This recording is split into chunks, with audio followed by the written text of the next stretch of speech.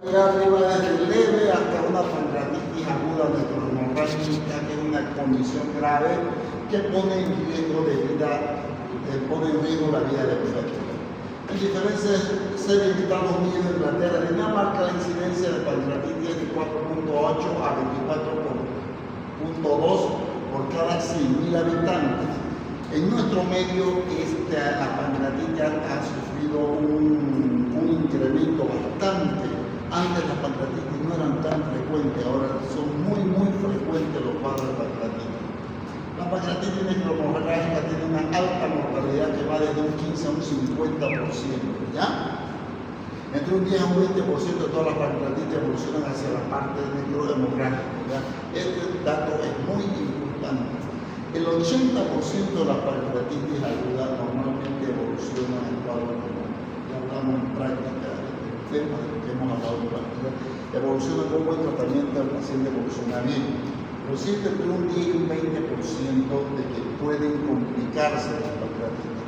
Y entre un 10 a un 20% como pueden llegar a cuadros más graves de una pancreatitis necrohemorrágica, o sea, una necrosis pancreática, una complicación muy grave. Dentro de las clasificaciones ya se clasifican pancreatitis aguda, crónica y crónica obstructiva. Ya la pancreatitis aguda se caracteriza por presentar dolor abdominal intenso a nivel de epigastrio, un aumento de las enzimas pancreáticas en sangre, ya, y orina y una respuesta sistémica de diferente intensidad, ya. Entonces, eso sería la aguda. La pancreatitis crónica va mostrando el páncreas, va mostrando cambios histológicos irreversibles en forma progresiva, ¿ya? Y pérdida de las funciones endócrinas y exócrinas y dolores abdominales esporádicos, ¿ya? Entonces es un proceso crónico que dura mucho tiempo, donde el páncreas se va degenerando de a poco, ¿ya? Y la crónica obstructiva mejora la función exócrina con la descompresión del conducto de Wilson, ya se descomprime cuando hay una obstrucción a nivel del conducto de Wilson. La pancreatitis aguda que puede ser aguda leve o aguda grave. Entonces, la mayor parte, como digo, el 80% son pancreatitis leve, ya que puede ser edematosa intersticial, mínima alteración del órgano y recuperación sin secuela con un tratamiento adecuado. En cambio, la grave puede ir a una pancreatitis necrohemorrágica, ¿ya? En última instancia puede producir fallo multiorgánico y complicaciones locales y generales, ¿ya? Dentro de las complicaciones de la pancreatitis aguda grave tenemos la necrosis pancreática, el pseudoquiste pancreática y el absceso pancreático. Son las tres complicaciones de la pancreatitis grave, ¿ya? Absceso pancreático, pseudoquiste y la necrosis pancreática. ¿Ya? No se olviden esas tres complicaciones. En Pamplona, en 2004 también la clasificaron mejoría la pancreatitis aguda que puede afectar los tejidos peripancreáticos, sistema orgánico, y la en aguda leve, que es lo mismo, y aguda grave, ya que aquí incluye la forma más común, aguda, leve, y la grave, pues que se asocia a un fallo multiorgánico, igual como les dije, no por un shock, fallo respiratorio, insuficiencia renal, ya complicaciones. Y las complicaciones locales, la misma necrosis, absceso y el pseudoquiste pancreático. Dentro de todas las complicaciones, el pseudoquiste es la más benigna de las tres complicaciones de las pancreatitis. ¿Ya? Pueden haber colecciones líquidas agudas también, peripancreáticas, regresan espontáneamente y ocurre en la placa que se recoge entre 30 a 40% de las pancreatitis agudas con necrosis. Pueden presentar líquido peripancreático, pero este líquido generalmente se reabsorbe, ¿okay? Cuando se produce la pancreatitis. Puede haber una pancreatitis, necrosis pancreática estéril asociada a necrosis grasa peripancreática, se diagnostica por TAC con cultivos negativos. Hay la necrosis pancreática infectada, que es la complicada. Este es el peligro cuando infectamos una necrosis pancreática, cuando empiezan los problemas. Infección de la necrosis pancreática o peripancreática por microorganismos. Diagnóstico por función transcutánea, radiodirigida y cultivo. Aquí es donde se produce ya el absceso pancreático por necrosis glandular, por aparición cardíaca, tercera y cuarta semana.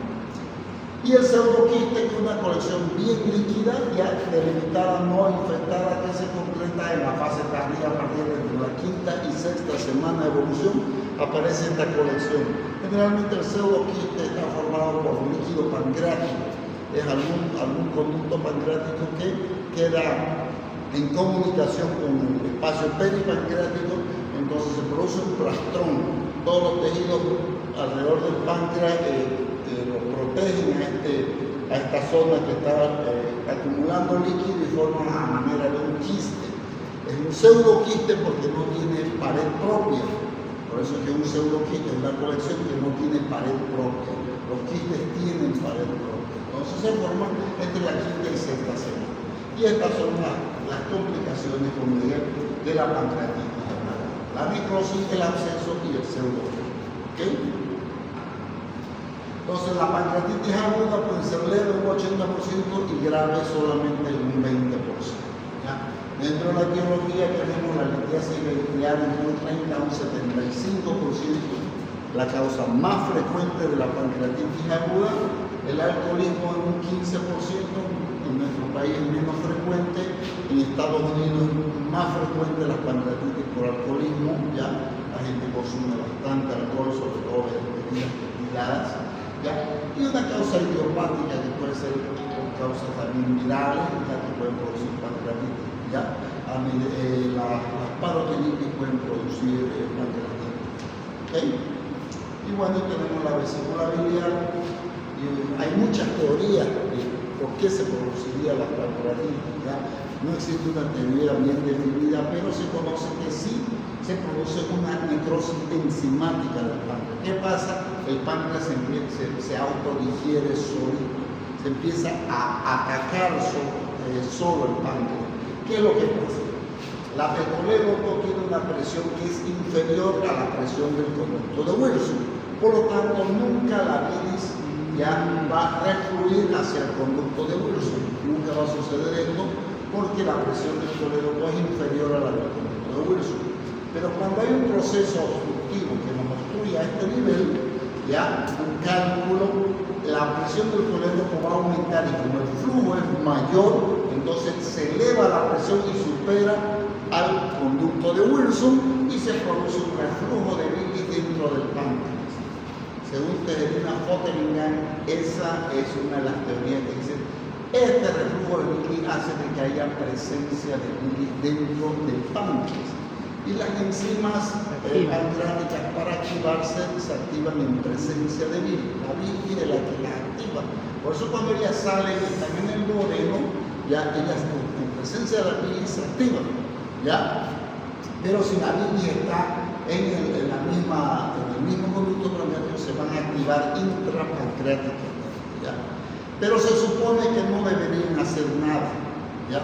No deberían hacer, por más que se activen dentro del páncreas, no deberían producir nada, porque no deberían atacar al páncreas, porque las enzimas no atacan tejidos sanos, ¿ya? O sea, no deberían afectar al páncreas. Pero existe algo que las hace que desconozcan el tejido pancreático y empiecen a atacar, a autodigerir al páncreas, ¿ya? Y producen la pancreatitis, su autodigestión, ¿ya? Se cree que puede ser un proceso infeccioso que viene asociado a esto. ¿Ya? Se agrega un proceso infeccioso inflamatorio en la zona que hace que las enzimas desconozcan al páncreas y se produzca la pancreatitis. ¿Ya? Entonces, ese es el mecanismo de los mecanismos aceptados dentro de la producción de la pancreatitis. Entonces, ¿qué es lo que tenemos que evitar nosotros? Que ese páncreas siga produciendo enzimas. ¿Ya? Que siga, tenemos que drenar el flujo biliar, que la bilis nuevamente fluya y que el páncreas se quede quietito, que el páncreas no produzca enzimas, ¿ya? Para que no se continúe atacando y autodigiriendo. Entonces, ese es el tratamiento de la pancreatitis, ¿ya? Bueno, y aquí tenemos algunas cosas, no se ve muy clara esta tomografía. Bueno, entonces aquí tenemos una tabla donde la patología biliar ya encierra un 75% de las causas de pancreatitis. En nuestro medio, muy difícilmente ustedes van a encontrar pancreatitis de otro origen. La mayoría son pancreatitis de origen biliar, ¿ya? Pero si fuera de otra causa, igualmente el tratamiento es similar. ¿Okay? El mismo tratamiento que tienen que hacer. Dentro de la etiología, como digo, causas metabólicas, alcohol, hipertriglicemia, hipercalcemia, drogas, mecánica, cálculos, causa más frecuente, postoperatoria, cirugía biliar gástrica. Actualmente la cirugía bariátrica ya podría producir una pancreatitis, trauma por angiografía retrógrada. La ERCP, una de las complicaciones y los temores a veces de la ERCP es una pancreatitis post-ERCP, que puede haber ya. Yo he tenido casos de pacientes que le hemos realizado ERCP por cálculo en la vía biliar y nos han hecho pancreatitis. Son pancreatitis leves que hacen, pero hay que tratarlo. ¿Ya? ¿Por qué hace pancreatitis? Por reflujo. ¿Ya? Porque probablemente es reflujo de bilis dentro del páncreas y con contraste más que metemos. ¿Ya? Por la instrumentación que hacemos. Dentro de las causas vasculares, periarteritis nodosa, arteriosclerosis, infecciosas, parotiditis, como le dije, la parotiditis es una causa de pancreatitis, ¿ya? La parotiditis puede producir pancreatitis y puede producir orquitis, inclusive esterilidad puede producir una orquitis, puede producir esterilidad en los niños, ¿ya? Virus Coxsackie, varicela de zoster podría ser causante, ¿ya?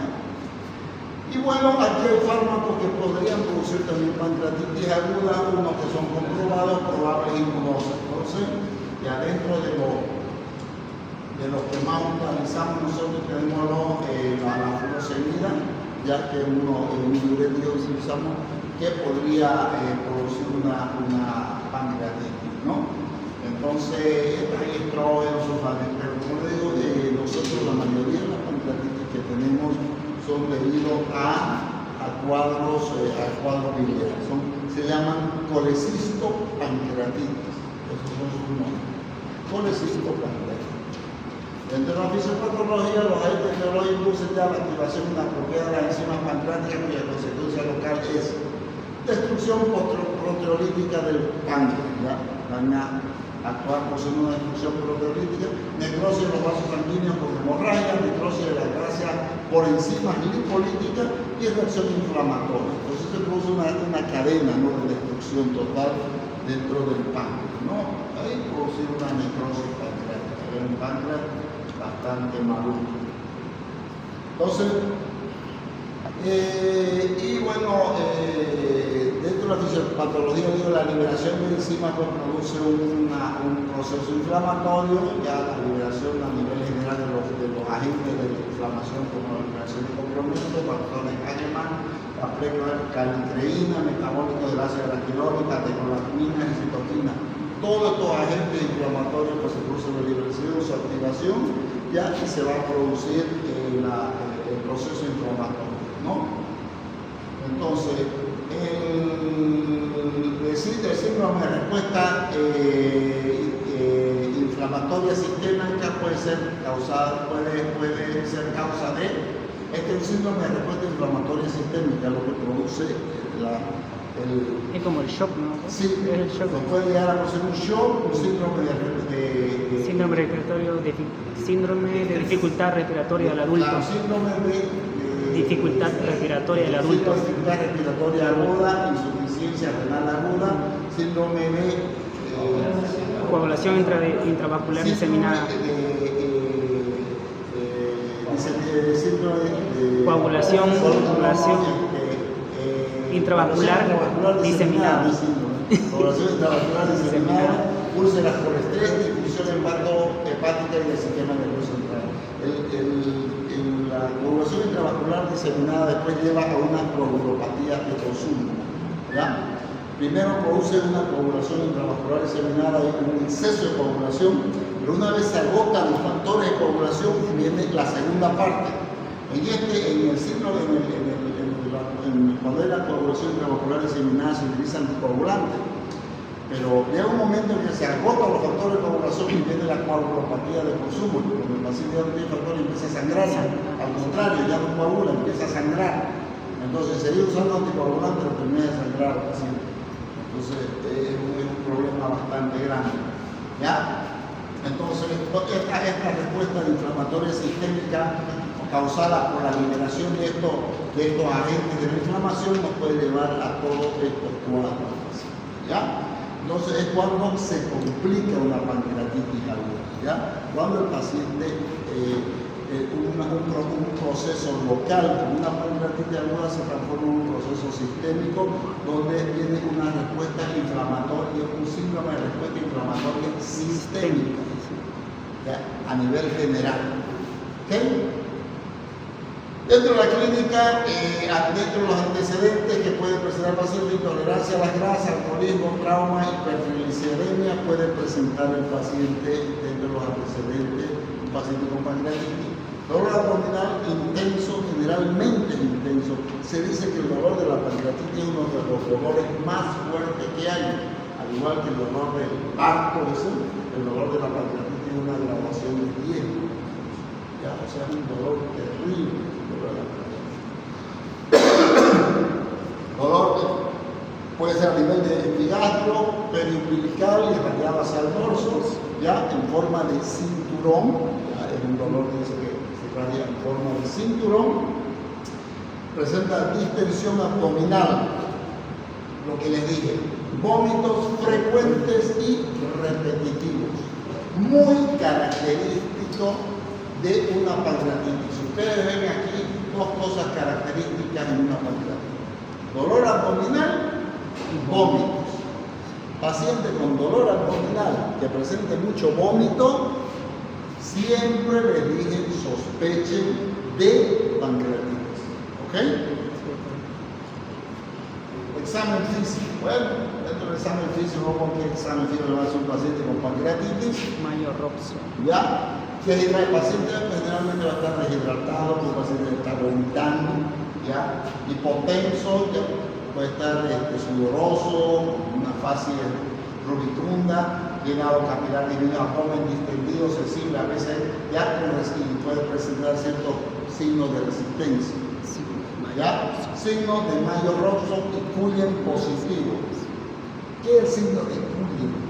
¿Saben qué es el signo de Cullen? Una equimosis, doctor. Una equimosis periumbilical, ¿ya? Esto se presenta en las pancreatitis necrohemorrágicas, Esa es la ¿ya? más El grave, signo ¿no? de Cullen, ¿ya? Más que el signo de Mayo Robson, está el signo de Grey Turner, el signo de Grey Turner, que al igual que el Mayo Robson, es una equimosis que se presenta en los flancos. También se presenta en las pancreatitis necrohemorrágicas, ¿ya? O sea, todas las pancreatitis no van a encontrar esta sintomatología, sino ya en las pancreatitis complicadas, ¿ya?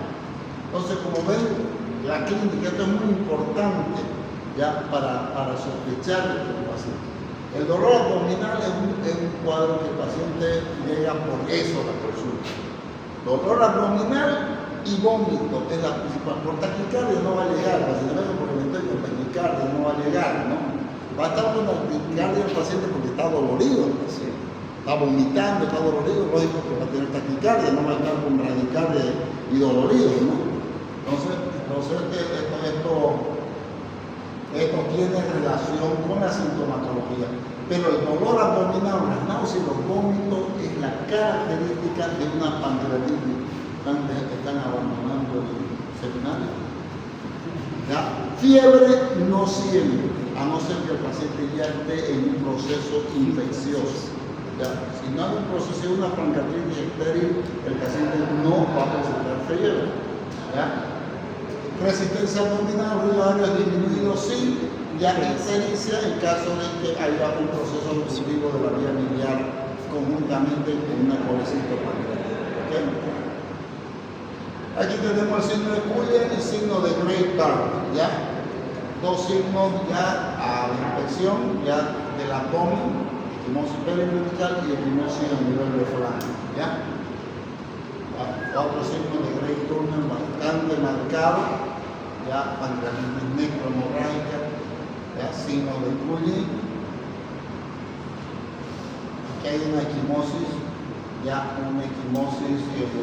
epigástrica también, que es un signo de necrosis pancreática, ¿ya? Diagnóstico, bueno, historia clínica y examen físico. que es muy importante, ya, la historia clínica, el antecedente, el paciente, si usted tuvo antecedente cólico visible, tenía problemas de biliares, si anteriormente tuve cólico, a muchos pacientes dicen, sí, tuve pancreatitis anteriormente, puede tener antecedentes de pancreatitis el paciente, ¿ya? Y dentro de los laboratorios, pues, el aumento de la amilasa y la lipasa, ¿no? Ustedes saben, son las enzimas pancreáticas que van a estar elevadas, ¿ya? Más de 3 veces su valor normal para la amilasa, ¿no? La amilasa no es tan específica, aumenta rápidamente, pero también disminuye rápidamente, puede estar aumentada en otros procesos. La lipasa es mucho más específica. Si hay una lipasa, amilasa elevada por sintomatología, más que una lipasa elevada, no hay cómo dudar que se trate de una pancreatitis. ¿Okay? La ecografía abdominal nos ayuda bastante, ¿ya? En una pancreatitis nos ayuda bastante, vamos a ver parte aumentado de tamaño, con edema, hematoso, tal vez con líquido peripancreático. Pero la tomografía abdominal nos va a dar imágenes mucho más claras, ¿ya? Una tomografía abdominal nos va a mostrar de verdadera forma el páncreas, si está deformado, si hay necrosis, si hay líquido peripancreático, si hay zonas donde hay acceso pancreático, colecciones, ya nos va a mostrar la tomografía con mejor lugar, ¿ya? Bueno, y el diagnóstico, el hemograma, si hay un proceso como infeccioso inflamatorio, nos va a dar leucocitosis, ¿ya? El hematocrit puede estar aumentado por la deshidratación y por el tercer espacio que puede haber en calidad abdominal. Los triglicéridos a veces están en un 50%, pueden estar aumentados también. La bilirrubina, fogatasa alcalina, cuando es de origen biliar y es de tipo obstructivo, sí van a estar elevados, ya lo hemos hablado, ¿ya? Y el calcio en la pancreatitis generalmente está disminuido. ¿Por qué? Porque cuando se produce pancreatitis necrohemorrágica y se producen las zonas de esteatonecrosis, ¿ya? La saponificación de las grasas para producir la esteatonecrosis consume calcio. La saponificación que se produce, para que se produzca la saponificación, es en base a calcio. Por eso que el paciente con pancreatitis puede tener hipocalcemia, sobre todo si es una pancreatitis complicada. ¿Okay? La amilasa aumenta 4 veces su valor, se eleva las primeras 12 a 48 horas y retorna a sus valores normales 3 a 5 días después. Puede estar normal. ¿Ya? Yo siempre pido amilasa, a veces dice, hace 2 o 3 días empezó la amilasa y dice, ¿pero por qué le va a pedir amilasa? Yo siempre le pido amilasa, porque a veces continúa elevada la amilasa. Y si la amilasa se vuelve a elevar nuevamente, significa que se ha reactivado el cuadro de pancreatitis. ¿Ya? Hay fracciones también de amilasa que se pierde, que es casi constante la pancreatitis, la fracción P3 de la amilasa. La lipasa aumenta 2 veces su valor más específico y permanece más tiempo elevado. Amilasa más lipasa elevado, 92 a 96% de pancreatitis aguda, un diagnóstico positivo de pancreatitis aguda, ¿ya? Cuando tienen las 2 enzimas elevadas. La tripsina aumenta 10 a 40 veces, es muy específica la tripsina, ¿ya? Otra enzima pancreática, pero no se hace tripsina porque un reactivo es para 10 pruebas, ¿ya? Y una vez se abre el reactivo, ya no se lo puede guardar, entonces tendría que tener 10 pacientes para hacer cosas que no se utilizan para tripsina, ¿okay?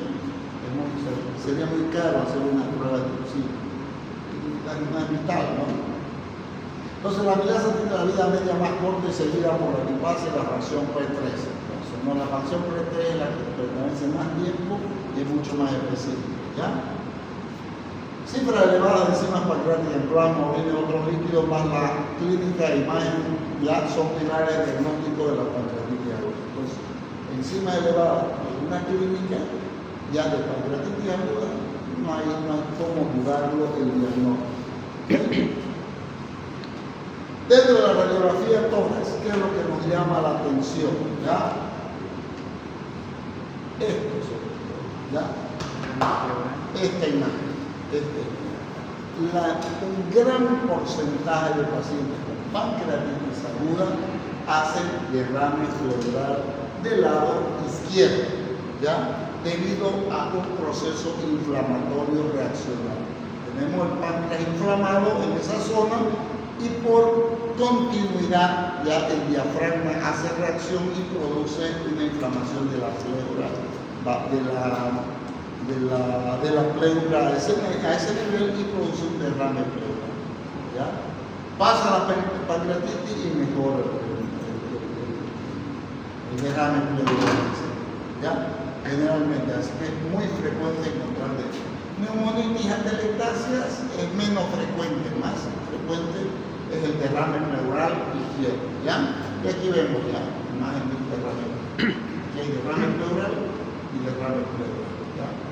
Eso es listo. Laboratorio, bueno, como le dimos yo, las enzimas pancreáticas, amilasemia tiene la amilasa tiene sensibilidad del 80% y una especificidad del 91%. La lipasa, sensibilidad del 94% y especificidad del 96%, o sea, mucho más específico, ¿no? Entre el cuarto día 60% a 70% al cuarto día si está elevada la lipasa, ¿ya? Y ahí vemos la relación de la elevación de la amilasa y la lipasa.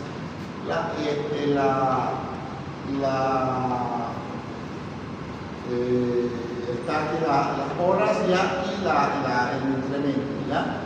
La amilasa rápidamente se eleva, en las primeras 4 horas se eleva, ¿ya? Y no dura hasta las 48 horas, ¿ya?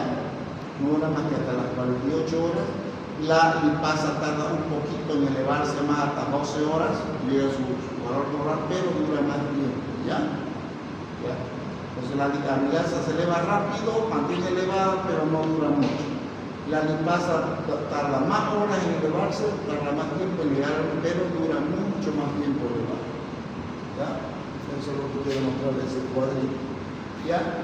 Y aquí hay una tomografía, una ecografía donde nos muestra un páncreas more impreciso, pero aquí en la tomografía podemos ver, este es un páncreas, ¿ya? Donde vemos aquí una colección bastante marcada, grasa pancreática, incluso colecciones líquidas, ¿ya?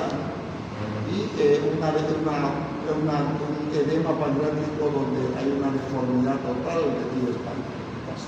Está totalmente deformado, ven, ha perdido, esta es la estructura normal del páncreas que ha perdido totalmente su estructura. ¿Ya? Aquí tenemos otra imagen del páncreas y aquí tenemos el líquido peripancreático. ¿Con qué tenemos que hacer diagnóstico diferencial de la pancreatitis? ¿Ya? Abdomen agudo, ¿ya?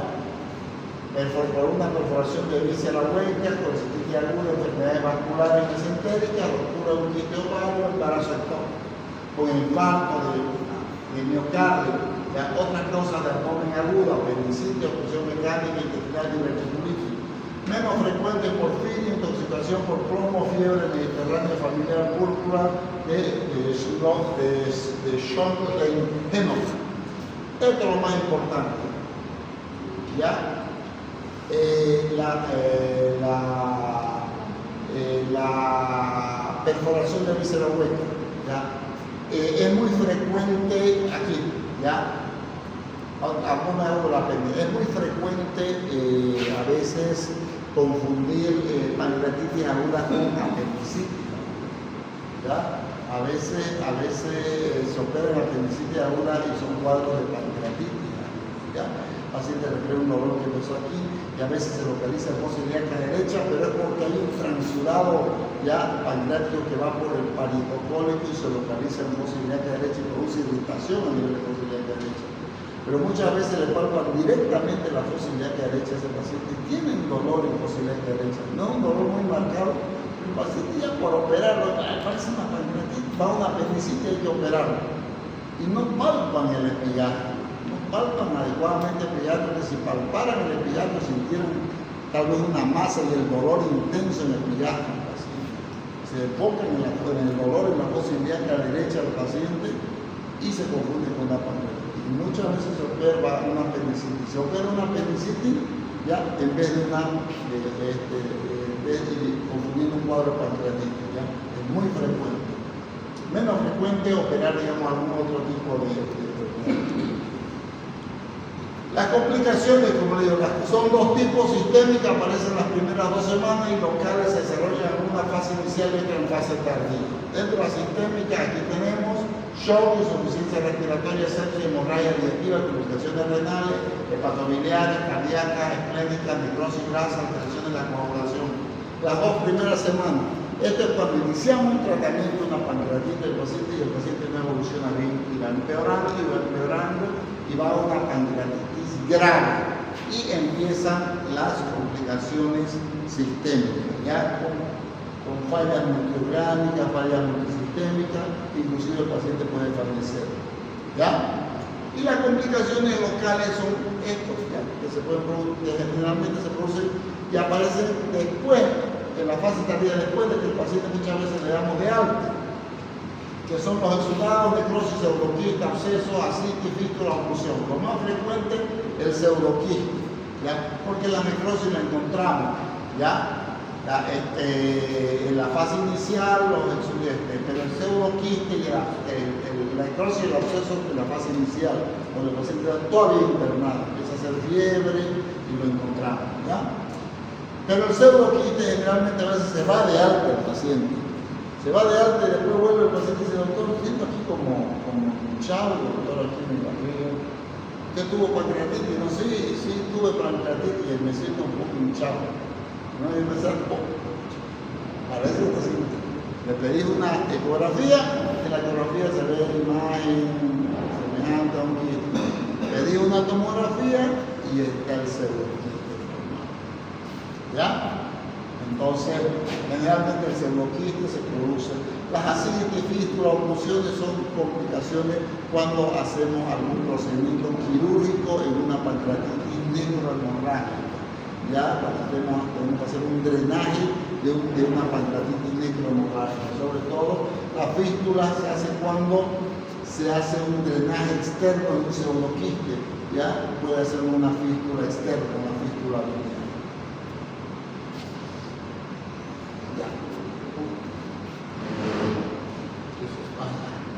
Bueno, pronóstico. ¿Cómo se pronostica una pancreatitis aguda? ¿Cómo le llamamos un pronóstico? ¿Ya? Existen criterios pronósticos, ¿ya? Esto, Ramson era un autor que estudió ya a los pacientes que llegaban con pancreatitis, clasificó y creó 10 criterios, ¿ya? Que le indicaban a él de que, de acuerdo a estos criterios, el paciente qué posibilidades tenía de sobrevivir, de complicarse y de sobrevivir a una pancreatitis, ¿ya? Y tomaba los criterios de Ramson al ingreso del paciente, y después, 24 horas después de que había ingresado el paciente, tomaba otros criterios que eran estos, ¿ya? Entonces, dentro de los 5 criterios que tomaba cuando ingresaba el paciente era paciente mayor de 55 años, decía, paciente que tenga mayor de 16.000 leucocitos, paciente con glicemia mayor a 200 miligramos por decilitro, paciente con una LDH mayor de 350 y una TGO mayor a 250. ¿Ya? El paciente tenía que ver cuántos de estos criterios tenía el paciente. Puede ser que no haya tenido ni uno. El paciente no tenía 55 años de edad, sus leucocitos no estaban elevados, no tenía glicemia alta, su LDH no estaba normal, no tenía ni un criterio, 0 criterios, ¿ya? Como puede ser que lo haya tenido todito. Entonces, eso tenía que marcar cuántos criterios tenía al ingreso del paciente con pancreatitis. Y 24 a las 48 horas después le hacías estudio y veías cuántos criterios tenía de estos 6 criterios. ¿Ya? Si su presión de oxígeno era menos de 60 milímetros de mercurio en su paciente, ¿ya? Si su hematocrito había disminuido menos de 10 puntos desde que le tomaste cuando entró, y le tomó 48 horas después, le tomaba otro hemograma y veía si su hematocrito no había caído 10 puntos. Si su calcio no había disminuido, ¿no? El calcio, consume el calcio cuando el paciente se complica, ¿no? Si su calcio no había bajado menos de 8 miligramos por 100 ml, o sea, no había disminuido su calcio. Si su uremia no había aumentado más de 5 miligramos, o sea, su uremia, su valor de urea. su déficit mayor de base no era mayor, su déficit de base era mayor a 4 milicaluentes por litro, y el balance de líquido positivo era más de 6 litros, ¿ya? En 24 horas, ¿ya? Veía cuántos de estos criterios el paciente tenía. De repente no tenía ni uno, de repente tenía varios, y de ahí sacaba sus conclusiones y decía, si tenía de 0 a 2 criterios de todos estos 11 criterios, su mortalidad estaba muy baja, un 0%, 0 a 2%. Si tenía de 3 a 5 criterios positivos, su mortalidad estaba en un 20%, tenía el riesgo de este paciente de morir. Si tenía de 6 a 8 criterios positivos, su mortalidad estaba en un 60 a un 70%. Y si el paciente tenía de 9 a 11 criterios, estaba en un 80 a un 90% de que ese paciente muera por ese episodio de pancreatitis. ¿Ya? Eso era lo que decía Ramsay. ¿Ya? Actualmente no se utilizan los criterios de Ramsay. ¿Ya? O sea, ahora se utiliza una escala que se llama Apache 2, ¿ya? Que es una escala más completa que la utilizan los terapistas, ¿ya? Que todos los días van tomando análisis de sangre, pero toman en cuenta enfermedades de base, fallas multisistémicas, que el paciente toman varios criterios y salgan su escala Apache. El Apache 2 nos indica si el paciente está yendo bien o está yendo para atrás y qué probabilidad tiene de salir o no salir de cómo está yendo con su cuadro de pancreatitis. ¿Ya? Bueno, aquí hay una comparación. ¿Ven? El páncreas es una pancreatitis el día 1, una tomografía, y el día 3 ya está con una necrosis pancreática. Prácticamente se ha destruido, ha desaparecido la anatomía del páncreas, ¿no? Que la veíamos bonita aquí. ¿Ya? Aquí prácticamente ha desaparecido toda la anatomía. ¿Ya? Aquí tenemos un conducto de Wilson bien clarito y un páncreas bastante, ¿no? ¿Ya? Aquí tenemos todo. ¿Ya? Y aquí hay una colección también. Una porción. Aquí está contrastada en esta parte. Está el rodeo.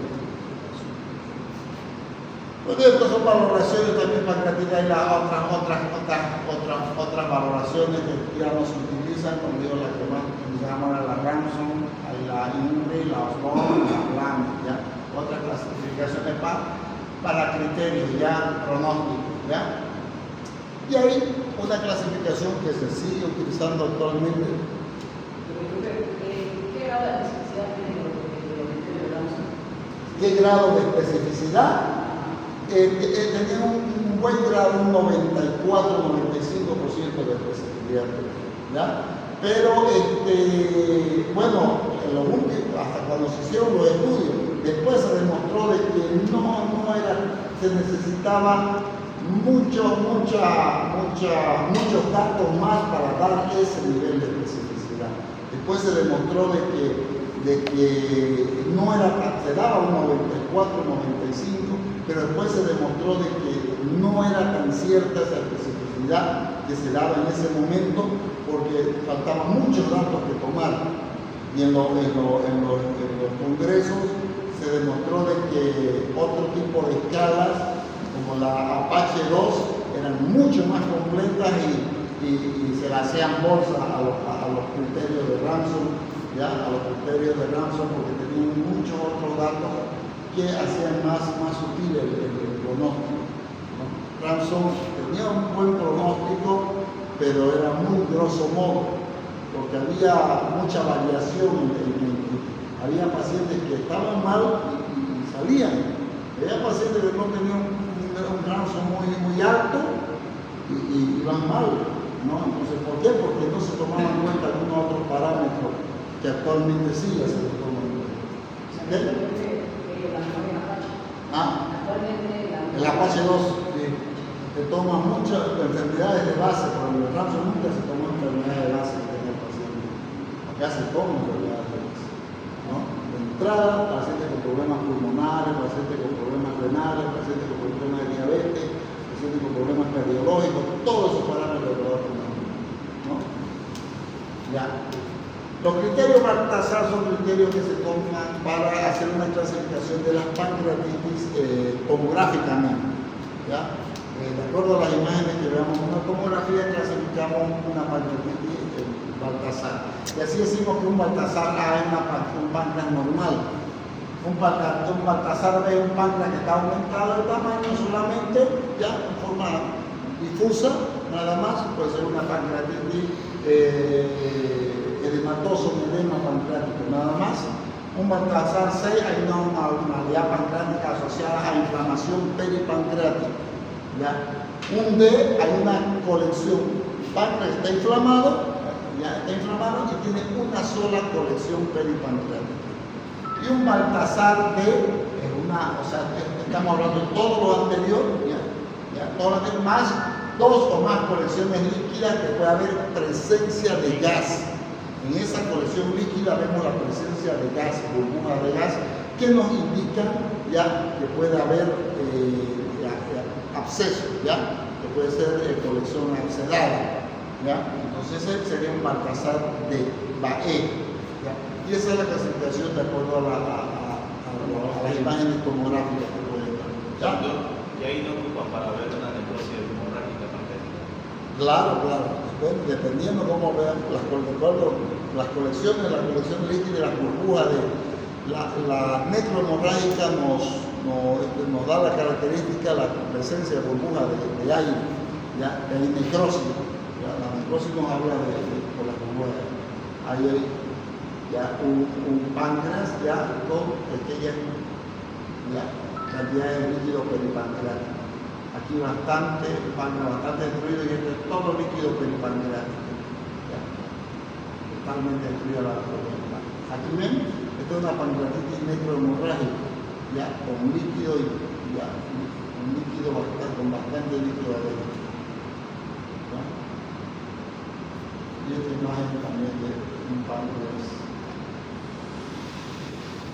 Bueno, el tratamiento de la pancreatitis, ¿cuál es? Esto es importante. Se supone que todos los pacientes con pancreatitis aguda deberían ser internados en UTI, en una unidad de cuidado, unidad de terapia intensiva, ¿no? Pero por lo menos debería estar en UCI, de cuidado intermedio, ¿ya? No de terapia intensiva, pero de cuidados intermedios. Un paciente con pancreatitis no debería estar en una sala de internación, ¿ya? Debería estar o en unidad de terapia intensiva o en cuidados intermedios, porque hay que hacerle mucho control a este paciente, ¿ya? Porque la pancreatitis cuando se complica es grave, ¿ya? Si no se la trata bien. Hay pacientes que hacen caso, pero hay pacientes que no hacen caso al tratamiento. Ustedes saben lo que hemos dicho, ¿cuál es el primer pilar fundamental del tratamiento de la pancreatitis que dijimos? ¿Ah? ¿Cuál dijimos que es el pilar fundamental primero del tratamiento? ¿Ah? Reposo glandular. ¿Cómo? Que no coma el paciente. Y no todos hacen caso de no comer. Si van al baño y empiezan a tomar agua para les da sed. Entonces, un cuidado intermedio el paciente no va a poder hacer esas cosas, ¿no? Entonces, hay que tener cuidado en esas cosas. Monitoreo hemodinámico de signos vitales. El cuidado intermedio va a estar monitorizando nuevamente al paciente. Ya si necesita oxígeno, entonces si tienen insuficiencia respiratoria aguda o síndrome de déficit respiratorio agudo, ya se le da oxígeno. Sedación, si hay dolor, analgésico, sedación, zonas orásticas, protección gástrica, antimicrobiano, ya, nutrición parenteral precoz, ya, si el paciente no puede alimentarse por boca, necesitamos alimentarlo con nutrición parenteral o utilizar una sonda nasocerebral larga para alimentación, no para no utilizar solamente la nutrición parenteral, sino para volver a la alimentación yeyunal, ¿ya? Y utilizar la alimentación enteral y no parenteral. ¿Okay? Si hay elevado 3 o más parámetros, se detecta la proteína C reactiva superior a 200, que se haga sospechar un mal pronóstico, deberá practicarse un ataque con contraste intravenoso de 372 horas siguientes. Para lograr se sienten áreas de necrosis en la glándula pancreática, con lo cual se consigue precisar mucho más del pronóstico, ¿ya? Entonces, como digo, hay valores como la proteína C reactiva que nos dice que cuando continúa un proceso inflamatorio muy elevado, ¿ya? Si tenemos una PSR muy elevada, permanente, ¿ya? Después de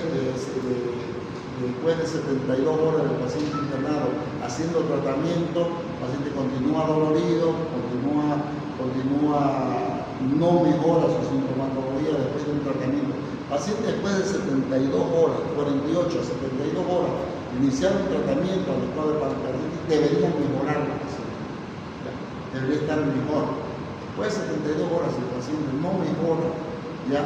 Y presenta, como le digo, parámetros de sigue un proceso inflamatorio, entonces una termografía contrastada puede demostrar si hay otro tipo de lesiones pancreáticas que están produciendo, ¿ya?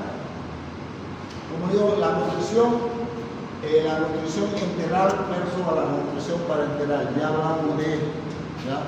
Hablamos de la diferencia entre la nutrición parenteral total y la nutrición enteral. La nutrición enteral es más barata, mantiene la función intestinal evitando disbacteriosis, ya limita la absorción de las endotoxinas y citoquinas intestinales, evita complicaciones propias de la nutrición parenteral como la tromboflebitis, sepsis, alteraciones metabólicas. No hay diferencia entre la morbi y mortalidad, ¿ya? Eso ha quedado bien claro, ¿ya? No hay diferencia, es decir, no, que cuando le dan nutrición parenteral total el paciente va mejor. Si le dan de comer por el intestino puede ser que le afecte a la pancreatitis, no hay diferencia, ¿ya? Solamente hay que saberle utilizar la sonda nutrición enteral a través de una sonda nasoinguinal, ¿ya? Entonces es muy importante volver a la nutrición enteral lo más pronto posible. Los antibióticos reservados para cuadros graves. Esta es la nueva tendencia actualmente dentro del uso de antibióticos en la pancreatitis. Actualmente en el 80% de las pancreatitis leves no se usa antibióticos, ya no usan. En los congresos de cirugía hepatobiliar-pancreática no usan antibióticos en las pancreatitis leves. Nosotros seguimos usando todavía porque los pacientes tienen problemas de vesícula o problemas de colecistitis aguda, inflamada, complicada, y utilizamos antibióticos. Aunque hay algunos que ya están evitando usar antibióticos y dicen que no han tenido buenos resultados, ¿no? Pero, bueno, ya, entonces es solamente para cuadros graves donde ya hay necrosis, ¿ya? Necrosis pancreática o pacientes que presenten proteína C reactiva arriba de 150 miligramos, ¿ya? En estos pacientes ya empezaríamos a usar ya antibióticos de amplio espectro con buena penetración pancreática. Las cefalosporinas son buenas, que ya se utilizan aquí, y comenzar en forma precoz durante 14 a 28 días de utilización, ¿ya? Aquí hay una colección pancreática bastante grande, ¿ya? Aquí hay otra colección bastante grande y se está haciendo un drenaje percutáneo, ¿ya? Este probablemente sea un absceso pancreático y se está haciendo un drenaje percutáneo, ¿ya? Y aquí se lo ha drenado antes y después, ¿ya? Aquí vemos un probable pseudoquista en formación, ¿ya? Una necrosis pancreática. Bueno, tratamiento quirúrgico, ¿ya? En la actualidad tenemos cierta infección pancreática secundaria, desobstrucción de vías biliares, deterioro clínico a pesar del tratamiento de sostén. Son las indicaciones cuando se haría un tratamiento quirúrgico de una pancreatitis aguda. Cuando hay gangrena pancreática o una pancreatitis gangrenosa, ¿ya? O sea, y a los abscesos pancreáticos, ¿ya? Esto ha variado actualmente el tratamiento quirúrgico. Yo hace mucho tiempo que no opero una pancreatitis necrohemorrágica que tiene la indicación quirúrgica de una pancreatitis necrohemorrágica, ¿ya? Porque los cirujanos percutáneos hacen drenaje percutáneo de este tipo de, ¿ya? Las punciones empiezan a drenarlo. inclusive le hacen limpieza, depende de una, por un lado, lo sacan otro por otro lado, hacen lavado, etcétera, etcétera. Pero en algunos lugares se sigue haciendo, ¿ya? Nosotros tenemos la ventaja que en el hospital tenemos dos percutáneos que hacen eso. En japonés, no sé si está Foronda y hará, pero todavía hacen todavía marsupialización. ¿Qué es lo que se hace?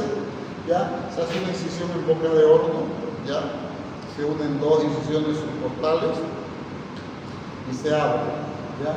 Entonces, el colon transverso se lo lleva para abajo y el estómago hacia arriba y se abre el epíclomo mayor, el gastrocólico, se lo libera y se lo abre y se entra a la transcavidad de los epiplones, donde al fondo está el páncreas, ¿ya? Y se lo encuentra el páncreas. Entonces, ya lo que se hace es que hay que hacer un lavado y sacar todos esos restos necróticos. Una vez se lava bien todo eso, se tiene que dejar abierto, se marsupializa, como dicen, ¿no? Se deja como las alas de murciélago, se lo deja así abierto. El colon se lo fija al borde inferior de la herida y el estómago al borde superior de la herida se lo fija ahí. Y se lo rellena con compresa, esa zona se la rellena con compresa y se hace una laparostomía contenida y se lo cierra. Compresa todo y el paciente pasa a terapia. Al otro día vuelve a quirófano ese paciente. Cuando entra al quirófano se va a dar café, chocolate, que sigue la necrosis. Entonces ustedes tienen que sacar todas esas compresas y nuevamente lavar, hacer un buen lavado, aspiración, todo eso, y nuevamente ponen sus compresas, ponen sus gasas con furacinado y sus compresas.